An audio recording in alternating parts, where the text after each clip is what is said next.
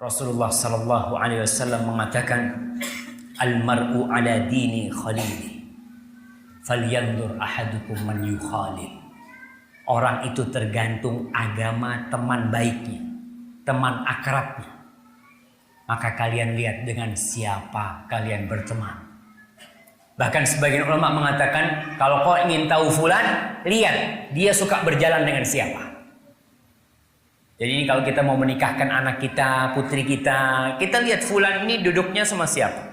Oh, dia duduknya sama fulan tukang minum. Padahal dia nggak minum. Tapi orang ngomong, jangan, dia duduknya sama tukang minum tuh. Udah kelihatan nggak bener. Maka hati-hati dalam kondisi seperti ini, kita benar-benar harus mencari teman yang baik. Allah subhanahu wa ta'ala menceritakan bagaimana orang-orang kafir jahiliyah, sebutan Uqbah ibn Abi Mu'ayyid, yang dia itu pernah berteman dengan Rasul sallallahu alaihi wasallam. Tapi karena dia punya teman lain, Umayyah bin Khalaf, yang Umayyah mengatakan, kalau kau mau tetap berteman sama aku, kau jangan duduk sama Muhammad alaihi salatu wassalam. Maka akhirnya dia menyesal. Allah menceritakan penyesalan dia di surat Al-Furqan ayat 27 sampai 29. Yauma ya'addu zalimu ala yadayhi yaqulu ya laitani ittakhadtu ma'ar rasuli sabila. Ya wailata laitani lam attakhid fulanan khalila laqad adallani 'anil dzikr ba'da idh ja'ani wa kana asyaitanu lil insani khadula. Ma'asyiral muslimin, Allah menceritakan pada hari orang yang zalim itu menyesali. Dia menggigit tangan. Orang biasanya kalau dikatakan menyesal itu gigit jari. Tapi orang ini pada hari kiamat, ulama menjelaskan, dia menggigit tangannya, dimakan tuh tangan.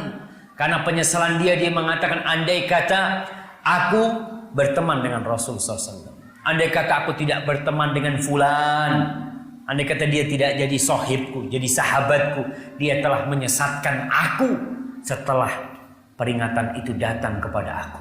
Syaitan itu benar-benar melalaikan dan meninggalkan manusia ketika dia butuh. Para jamaah, kita nih, setan ini terus menggoda kita. Setan yang dari bangsa jin ini terus godain kita.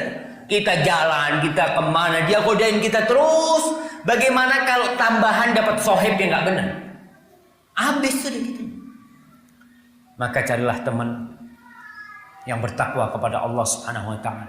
Yang kata Rasul sallallahu alaihi wasallam, la tusahib illa mu'minan wa la ya'kul ta'amaka illa taqi. Jangan engkau berteman kecuali dengan orang yang beriman, dan jangan makan makananmu kecuali orang yang bertakwa.